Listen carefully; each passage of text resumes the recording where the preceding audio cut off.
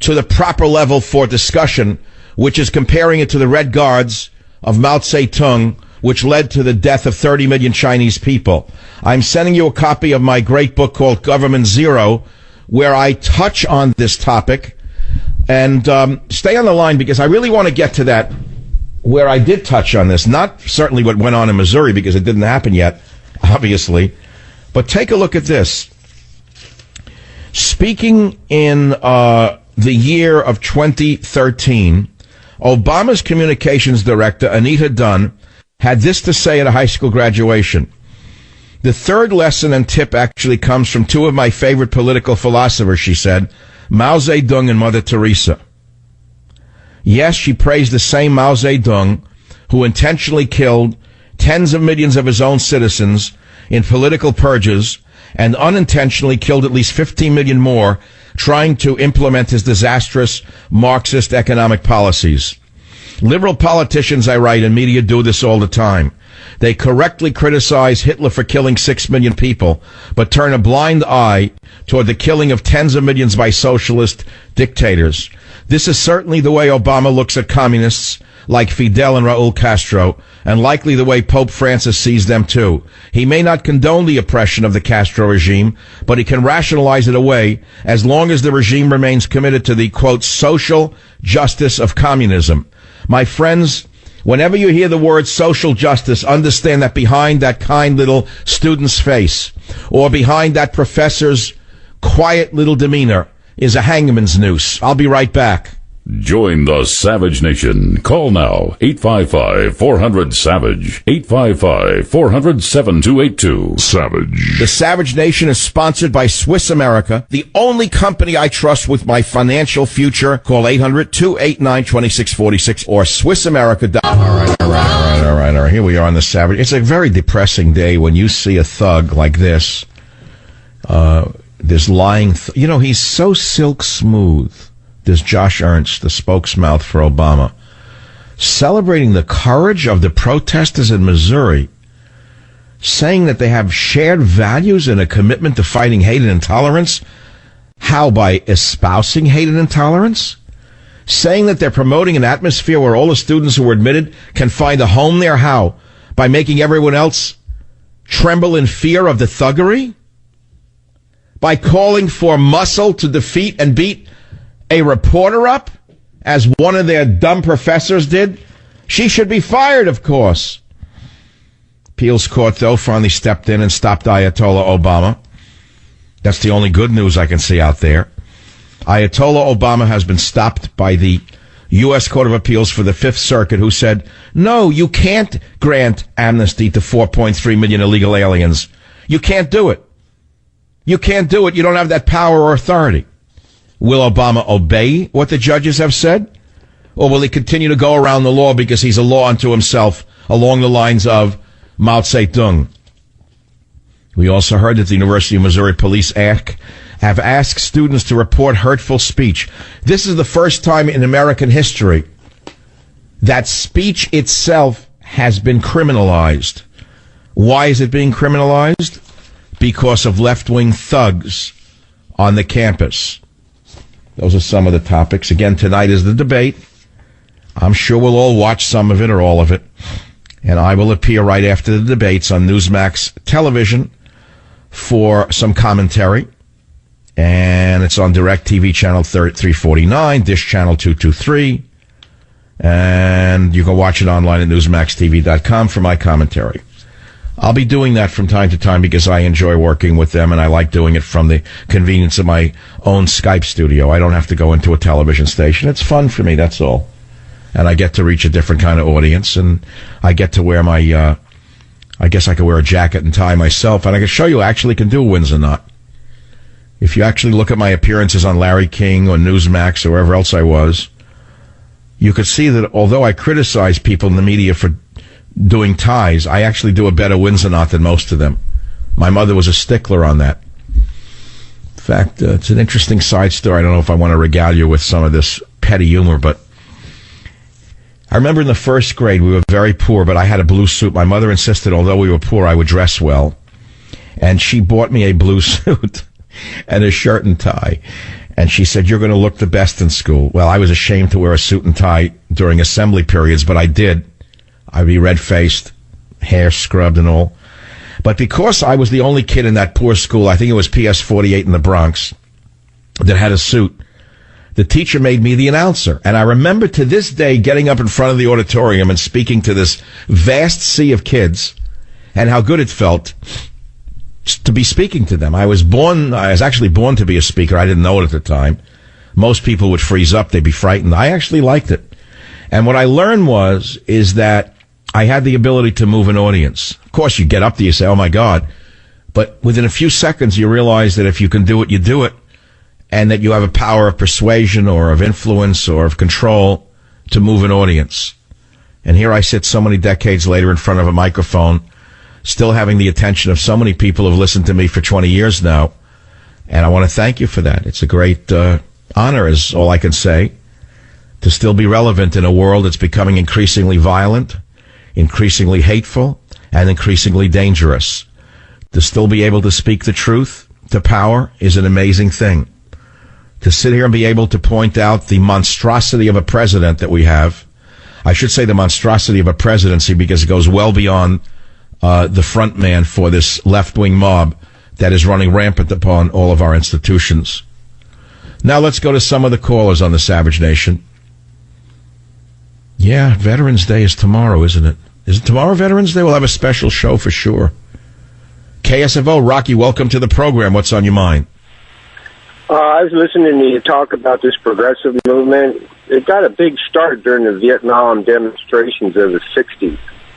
Yes, these are the offspring, the intergenerational progeny of the 60s, the same old communists who wrecked America's campuses in the 60s have infected the minds of an entirely new generation, now under the guise of racism, sexism, etc.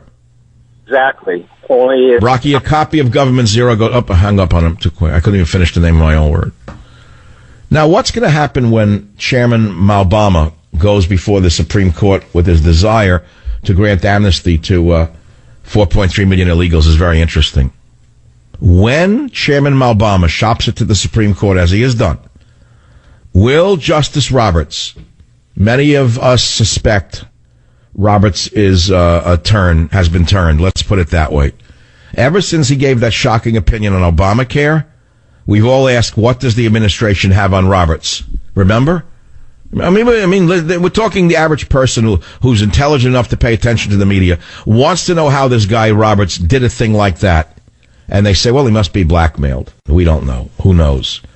But we'll see. Well, it won't be tomorrow. It could be years till I actually hear it at the Supreme Court. And if Roberts does it again, then we'll know for sure through parallel evidence that he is being blackmailed. I mean, that's the only conclusion you can come to. What else would you come to? That suddenly became a liberal? He was appointed as a conservative member of the Supreme Court, and every vote is that of Ruth Bader Ginsburg. WBOB. Chaim, welcome to the program. What's on your mind, Chaim? Thank you. I think you're missing just one point, and that is that since the emperor was elected, he has ruled Congress and this country by threats and fears. I've never known of another Congress that was willing to back down from every single piece of legislation just because the emperor or the president at the time decided that I'm going to tell you if you pass that law, I'm going to veto it. How many bills did we not see go through in any step of passage just because the emperor said, it doesn't matter whether I'm wearing clothes or not, I'm going to veto that bill?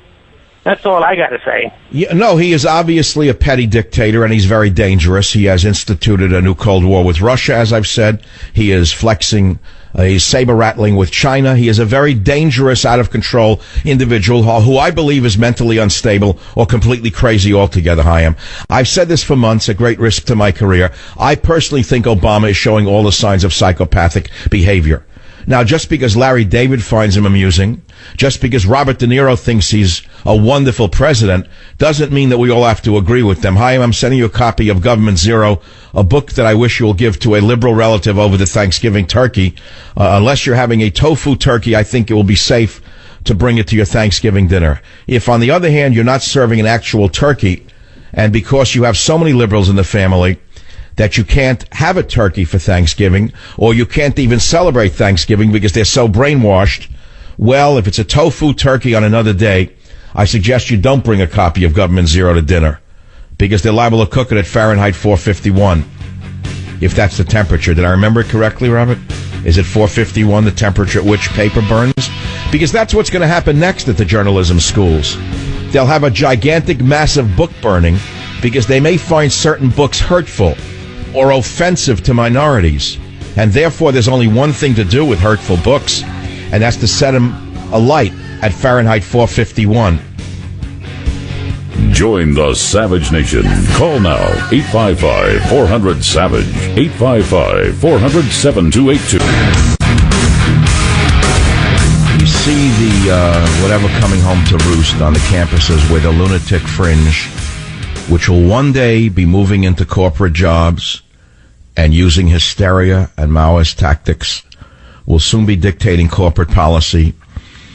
The lunatics who think that they have the right to scream and shout and tell everyone to shut up at Missouri are not actually a symptom of an illness. They are the illness. The illness has been seen before. It's been seen in the Soviet Union. It's been seen in communist China. It's been seen in Cambodia. It's seen in Cuba. And in Government Zero, I covered this issue of, is Obama a Muslim? And I've told you, no, he's a Maoist. He's not a Muslim. He's a Maoist, a quiet Maoist, a stealth Maoist. And let me begin at the beginning. This is a very serious topic. I have long felt that this administration is filled with Maoists. Now, people have wrongly called them Marxists. I've called them Leninists. But as I've observed this administration, I've come to understand that they're more politically associated with Mao Zedong than anyone else. The only thing missing thus far are the deaths and the death camps. The fact is, though, that the style, the techniques, and the methodology being used by Obama and this character, Josh Ernst, who must have to burn his clothing after every time he gives a press conference, is the technique that was practiced by the Mao Zedong acolytes. Many of you come out of colleges where you were subjected to brainwashing. Brainwashing going back, frankly, to your elementary school days. Brainwashing on what to think about gays. Brainwashing what to think about global warming. Brainwashing on what to think about illegal aliens who've invaded our nation. But it's all brainwashing. In fact, astonishingly, the president recently said that his daughters know that global warming is real and that the future generations will embrace this more so than the current generations, right out of Chairman Mao. The only difference is that in Mao's time, they took 10 and 12-year-old children and turned them into killers. They called them the Red Guard, and they had them kill their own parents, their own teachers. Anyone from the old generation was tortured and killed. Now, if you think I'm inventing this, just do a quick search on Mao Zedong, and you'll say, well, what does it have to do with Barack Obama? He's a nice Christian man.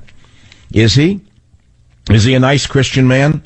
Is that why he's flooding America with illegal aliens? Is that why he's flooding America with African Muslims in particular? Is that why he doesn't follow the law? Is that why he gets away with virtually anything? Because he's a nice Christian man? And you have to study who were China's Red Guards to understand what's going on in Missouri right now. And you will see that the Cultural Revolution in China, which took place between 1966 and 1976, is occurring right now under the Maoist in the White House, Barack Hussein Obama. I've written about this in the most important book of your generation, Government Zero, and I strongly advise that you go and pick up a copy in a bookstore or download a copy, wherever you can get one. Because if you think this is going to end in Missouri, I've got another guest coming for you. Because it's coming to a town council near you, an elementary school near you. These Red Guards must be stopped by you. Now, here's who led the mobs on campus. We have her name. Mizzou mass media prof, Melissa Click. So who is Dr. Melissa Click? It's laughable when I read you her background, and now you'll see why the university has become cesspools of lower living. This dummy earned her Ph.D. from the Department of Communication at the University of Massachusetts, Amherst. Okay, on the face of it, that sounds legitimate. Her research interests center on popular culture texts. What does that mean? And audiences, particularly texts and audiences disdained in mainstream culture, what would that